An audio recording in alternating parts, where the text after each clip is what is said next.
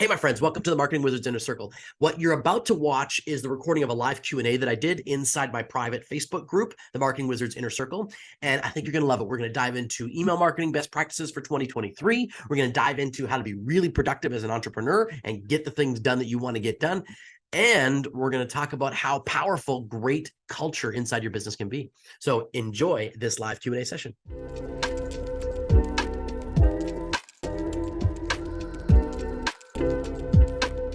Good morning, everybody. Good morning. Thank you for joining me on here. If you are watching this live, please put a 1 into the comment section. If you're watching this live, please put a number 1 into the comment section. And if you're watching the replay, put a number 2 in the comment section for me. These live Q&A sessions, you guys, as I get questions, every other day, basically, in regards to marketing, business leadership, sales, that type of thing, all sorts of things to do with small business growth. That's what the Marketing Wizards Inner Circle is all about. If you are a new member here, then welcome. These live Q&As field those questions that I get every single day, every single week. And I kind of curate through the questions and I answer as many of those as I can. I usually do maybe 4 or 5 questions. If you're on here live, congratulations. Hello, Keith. Thanks for joining me, my friends. If you're on here live, then you can certainly ask any questions you got. Like my good friend Keith Lloyd is on here right now, fellow author of Hunger for the Hustle. Hey, buddy. So we go through a number of different questions on these lives, you guys, that all have to do with business evolution. And the first one I want to get to today, because I want to get to these right away here, is from Ron. Ron asks, is email still working for marketing? Okay, Ron, so I knew from 2021 stats that I was very familiar with what those were. So ROI, so return on investment for email marketing in 2021 was up over 30% with almost every single study and research that I did. So everything that I looked at was up there. Yeah, no problem, Keith. You are welcome, my friend. Thanks for joining the call. So up over 30%. Now, what that means is that for every $10, right, that you put in to email marketing, you're getting 30 times. So it wasn't 30%. Sorry, it was 30 times ROI. So for every $10, you're getting $300. Right? So the return on investment for email marketing is extremely high. It's extremely high. It's because the cost of delivery is so low. All it is time consumption for labor, really. So the ROI on email marketing is still really high. So if you're looking to do it, I did look up some 2022 stats. So I went to 4 different sources that I really trust as far as what their numbers are. And those sources range from anywhere from 40% for 2022 ROI on email, 40 times, all the way to 32 times. So that's quite a range. And in fact, all of that was still higher than 2021. Email marketing is higher in 2022 than it was in 2021. My friends, if you are not sending email on a consistent basis to your database, you're losing money. Flat out, you are losing revenue. And it's inexpensive revenue to get. My friends, 40 times ROI. You spend $10, you spend $30 on a VA writing an email for you. You send that off. It's going to be valued at about $1,200 return. That's crazy good. Crazy good numbers. I think we all agree. A 40 times ROI is pretty impressive. Keith, would you agree with me on that one, my friend? Give me a like if you agree with that one, as Keith is watching right now. So anybody who's watching the live, give me a thumbs up if you agree that 40 times what you spend getting as a return is pretty darn good results.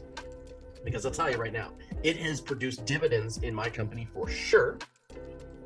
And I don't do it enough. I'm not doing it. Thanks for the thumbs up, everybody. I don't do it enough in my marketing consulting company, to be honest. I don't do it enough. We run specific campaigns and they go out, but I don't do email enough. I need to do it more. In my brick and mortar company, we send an email out every Wednesday, and that email is more like a newsletter style email, and the return on that email is massive. We talk about promotions, we talk about new members of the team, we talk about things that are happening in the company, and every 7 days, you can find 4 things to talk about. We send that email off, it goes out every Wednesday, and the return on that investment has been massive for us. So I don't know whether it's 40 times, but even if it's 30 times, it is phenomenal results. So yes, email marketing is alive and well, my friend Ron. It is alive and well. In fact, it might be better in 2022, or in 2023, I should say, than it was way back in 2021. Now, the key with email marketing, my friends, is list segmentation, though. Generic email marketing does tend to alienate people over time. So if you want to get really good at your email marketing, do yourself a favor and start to segment and personalize that list of that database that you've got into their specific interests. So in our particular case at the store, if we want to run a raw food campaign here at Just About Pets, we would really behoove ourselves to know all the raw food feeders that are in our database and market to them specifically. That would be a far more effective way than just generically blasting everybody with raw food information, right? But you really want to make sure that you are sending rhythmic emails. If it's once a week, that's totally cool. I get it. That's what I do. It really is effective. If it's more than once a week, congratulations, good. You're in a rhythm. I wouldn't necessarily go every day anymore. There is a tendency to reduce the amount of value if you send every day, but it depends on your market. It depends on what the industry is used to. So yes, Ron, email marketing is fabulous and it's powerful. And I'll be honest, you guys, the algorithms in social media these days. So I'm doing, this is a Facebook group. The Facebook group, there's 100 members in this group right now. There's going to probably be 25 to 30% of the people in this group that see this live Q&A. Maybe a little bit more because it's live. The fact of the matter is that I'm going to get the same open rate on emails, but if I was to go and just post in a social media feed, be it Instagram or TikTok or Facebook, the actual volume of people is really small that are going to see what it is that you post unless there's a dramatic amount of interaction.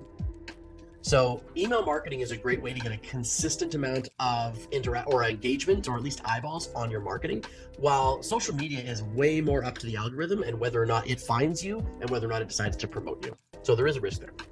Okay, second question. So Ron, yes, email marketing is good. Do it. Do the email marketing. Okay. Yvette says, I have a great employee that I can't trust. Ooh, Yvette, what do I do with them? Okay. Keith is a longtime business owner, and he's one of the guys that's watching here. So Keith, give me a thumbs up, buddy, if you know what we're talking about here. You have an employee that is really talented, is really good at what they do, but you cannot trust them. Oh, those are dangerous people, Yvette, to have in your company. They are dangerous people to have in your company. So my first, you know what? I'll just be really blunt. I'm going to be blunt. You fire them. You get rid of them. You let them go. You carve out the cancer. Yvette, there is no more dangerous a person in your business than someone who's talented and skilled and the rest of the team looks up to, that shits all over your rules, your culture, and completely disregards what it is that you do. Part of my language is they should be gone. Out. Gone. Zip. Nada. Get them out. As fast as possible, because they will corrupt your team. They will corrupt them. Inevitably, if there's a person that's in your company that completely disrespects your rules, you can't trust, they know that you can't trust them. They know that they don't fit. They know they are swimming in the opposite direction as to where you want to go. They know that. Of course they know that, right? And yeah, Keith says, before you fire them, hire someone with better and hire someone better with similar core values as your business. I've had a lot of coffee this morning, you guys. All right, so before you fire them, hire someone better with similar core values as your business. Yeah, I agree, Keith, if you can find them. But I have found in my career, sometimes you guys, you open up the space anyway and somebody comes in. I'm a big believer that the universe hates a void. It doesn't like it. The universe will always fill something. So if you ask for a better employee, Yvette, if you ask for somebody, as Keith said here, that's got all the great skills you're looking for, plus matches your core values, the universe will deliver. Okay? You have to believe it, and you got to ask for it specifically and create the space. Let the person go. You can never be held by gunpoint by somebody who is a poor culture carrier in your business. They're dangerous. And I know this from experience. The grooming department manager at my store, over the course of about 18 months or so, the relationship between her and the rest of the culture carriers of the company became really sour. It wasn't working very well. And she was doing all sorts of things inside the framework of the company that were not acceptable, but she was the department manager. Everybody trusted her. They believed in what she was doing, and it created this huge rift between where I wanted to go with the company and what I expected and what her and her team started doing. Massive problem. And you know what? I went to a good friend of mine, Colin Sprague. Never forget this at an event. And Colin, I went up to him for a Q&A period and I said, Colin, what do I do? I've got this person. And he looked at me and he said exactly what I just shared with you, Yvette. Fire them. You get them out. And you deal with how afterwards. Right? You deal with the consequences afterwards, but they've got to go. because they'll teach everybody else how to disregard what the core values and the culture of your company is if you let them sit there. And that's what they were doing. And you know what's funny is I carved this person out of my company. I let them go. And once they were gone, all these other phenomenal leaders stepped up. All these people, these wonderful individuals that were being sort of clouded over and blanketed over by this person and their ego and their, kind of shitty attitude, they suddenly rose to the surface. They were like, hey, we're here. We're ready to rock and roll. So you just point us in the right direction. Yeah, she wasn't fitting in. We didn't like her anymore anyway. All this stuff, all these things I was super concerned about, but it wasn't relevant. So you'd be amazed at what's actually lying under the surface once you get rid of this person. So now the person that I've got running my salon, she's on the exact same page as I am. And in fact, she was the person that took over pretty quickly after this other person was booted from the company. So there's phenomenal people in your circle. You sometimes just got to give them the right space. Yes, Keith says they aren't an ideal employee if you can't trust them. Yeah, so stop thinking they're valuable. Absolutely. Right? Just because they've got skills and talent doesn't mean they're actually valuable. So I would completely agree there. All right. So next question. Sally says, should I put my content on my personal page or my business page? Okay, great question, Sally. I've often sort of struggled with this. Like, is my personal Facebook page meant for my personal, stuff? Is my business page meant for my business stuff? And here's my short answer: just do it. Do it everywhere. Like, do it. Do it. Put your content on your personal page and put your content on your business page, and you do both, right? I believe that in my own personal experience, when I kind of marry the two of them up is when I get the most traction. So what I mean by that is that the business page that I have for Michael Bridgman, for example, is very business oriented. Like it doesn't have any personal pictures of my family. It doesn't have any of that stuff in there. It doesn't have any of those elements. It is very much just here's my business content, and that's all it is. On my personal page, I've tended to mix in a lot of those things that are more indicative of my whole life. They're just little windows into the my personal life. I have never really used Facebook as a personal social platform. That's just me. The people that I talk to on a regular basis, I talk to them on the phone. I talk to them in person, right? Or I connect with them through Zoom because we're a long ways away. So I tend to have most of my relationship stuff, my friendship stuff, all private anyway. So my Facebook page has always been more of a business asset to me, even my personal one. But mix them. Like, in all honesty, there's no harm, Sally, in showing a little bit more of your personality on your personal page and what you're up to and kind of what it is that you're doing as a person, and then keeping your more, professional business stuff on your business page. That's totally awesome. If you can do that, then I would totally go for that.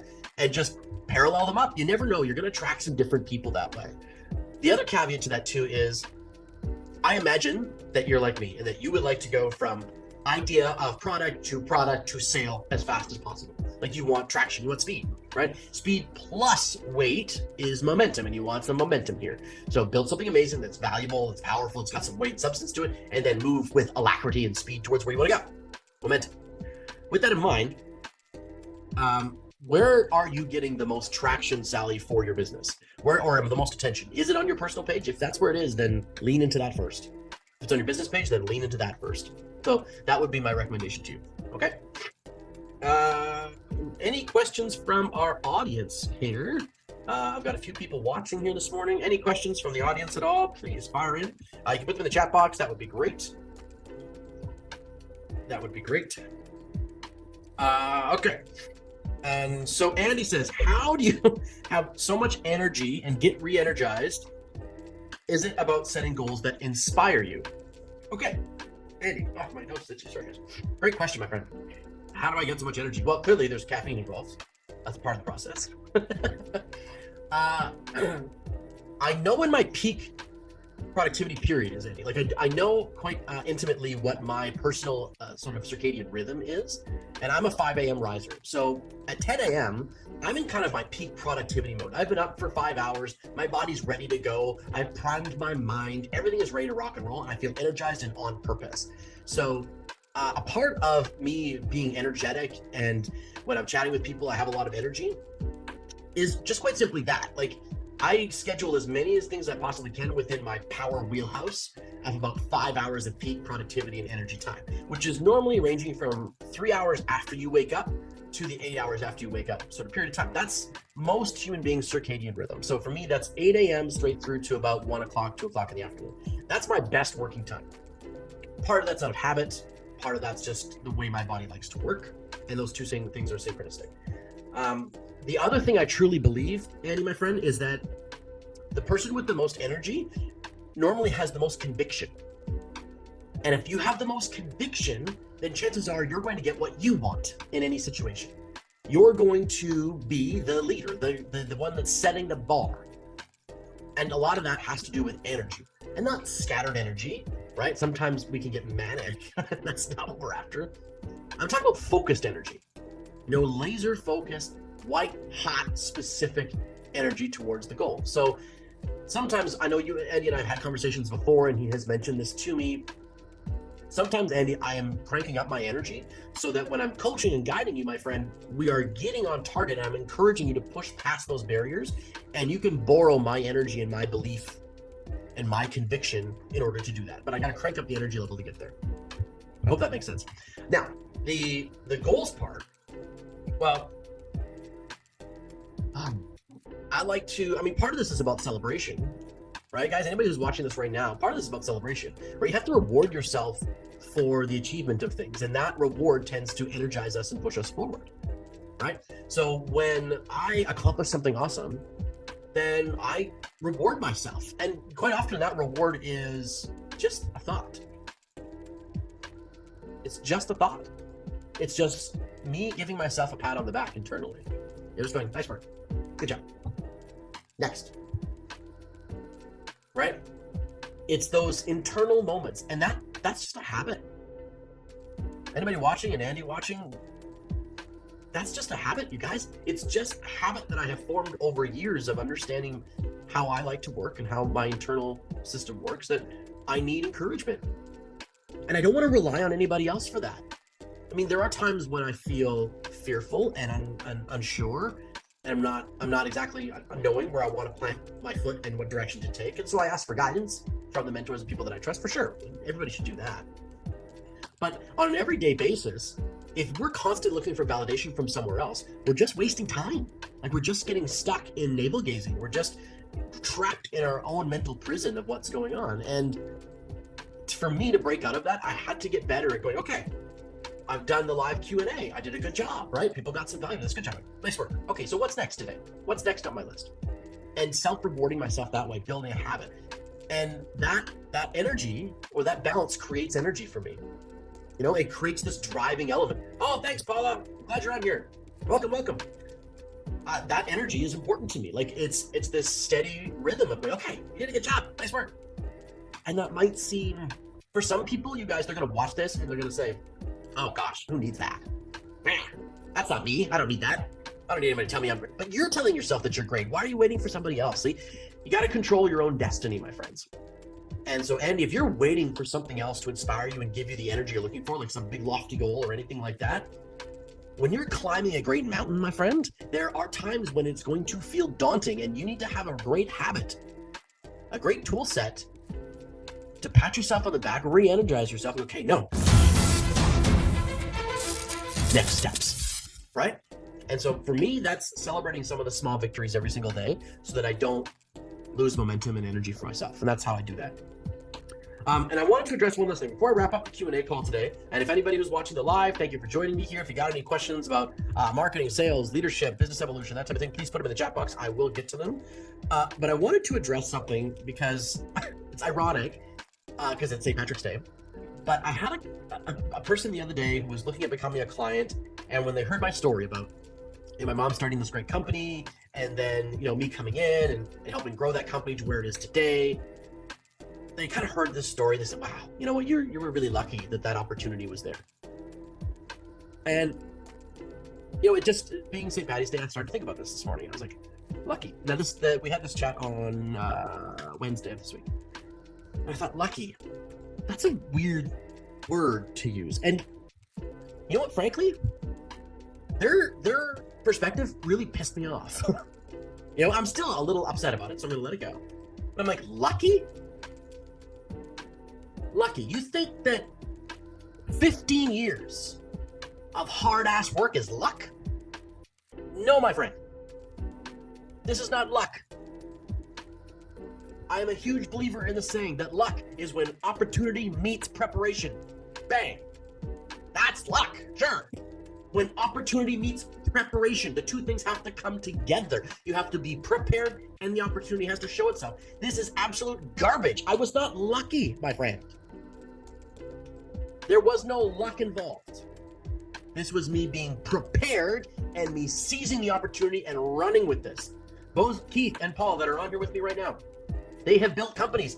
Luck was not a part of the equation. And if you are waiting for luck, if you're waiting for luck to smack you in the face with some sort of huge opportunity, and this is lucky, I am telling you, you will wait the rest of your life.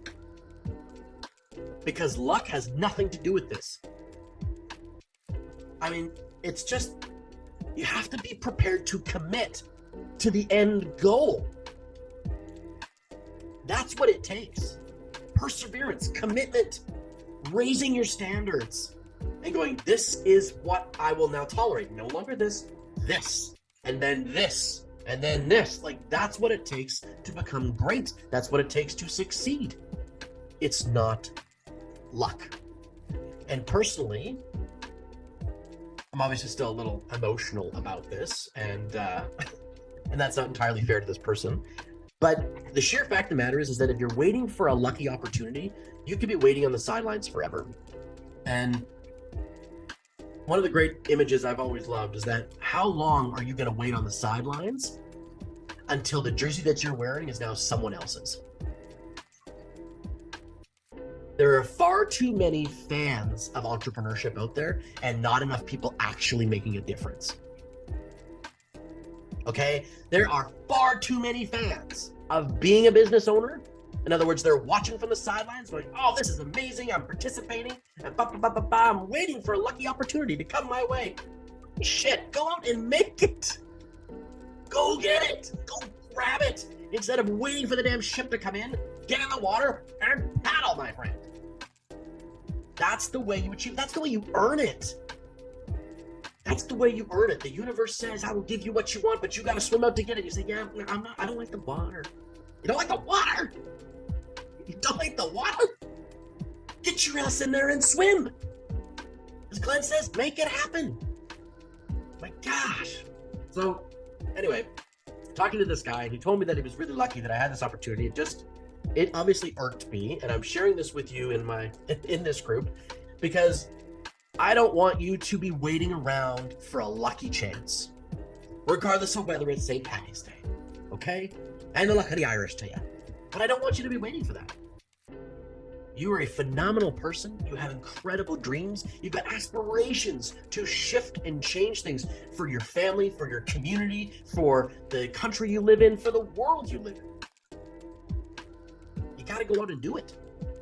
You got to go out and do it. You can't wait. Luck is not on your side. Perseverance, opportunity, preparation, that is on your side. That's on your side. So thank you so much for watching, you guys. Much appreciated. I love all the likes in here. Thank you very much, you guys. Today was a fun Q&A session. We are hitting our half-an-hour point, which is normally how long I go. If anybody has any questions regarding marketing or anything like that, please put them in the chat box. I'll stick around here for another minute. Thank you so much for joining me, you guys. If you got good value out of today, just put a quick little thumbs up or a heart into the comment section. That would be amazing if you got some good value out of today.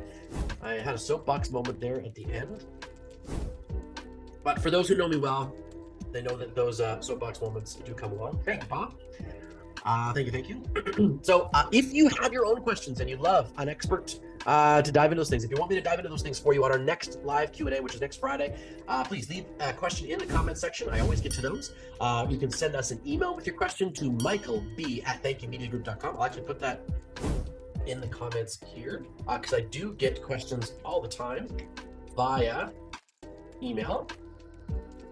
You can, if I can type here, there we go. Come on, fingers. If you want to send me a question on Facebook through Messenger, please do. Go ahead. I will happily grab those ones. What do I feel about networking luncheon meetings?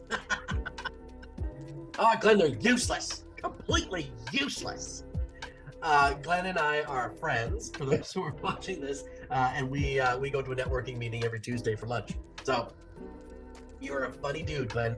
Glenn, you guys, is a brilliant and phenomenal artist, He does incredible cartoon work and has opened up this new arm to what he's doing, exploring this new venture, which I absolutely love because it's crazy specific, which is drawing houses for real estate agents as a gift for their clients once they sell a home or buy a home. So love that product and that portfolio of product. Glenn, you're doing a great job, my friend. And yeah, so if anybody has any questions, yeah, put them in the in Messenger. That works. Or you can hit me up on YouTube. YouTube is Marketing Wizards Inner Circle. That is my YouTube channel and my show. We do cool content that comes out every Monday, and some recordings of these Q&As and stuff like that are going up as well. Plus, we're going to do an interview section for the show. An interview section starting in April. So cool interviews with top marketing people across the planet so that you can learn from the best. So you can learn from the absolute best. So thank you so much for watching, my friends, and joining me here live in the Marketing Wizards Inner Circle. This was a fun time. I'm going to leap off my soapbox now. But do not wait for your ship to come in. Go out, swim out, paddle out, backstroke out, breaststroke out, whatever you want to do. Get out there and go and get it and drive that ship in to shore for yourself, because your greatness is just waiting. It's just waiting for you. All right, so I have been Michael Bridgman. You have been totally awesome, and this has been another episode of the Marketing Wizards Inner Circle live Q&A on Friday. So go out there, my friends, enchant your audience, and make magic happen. Have a great day, everyone.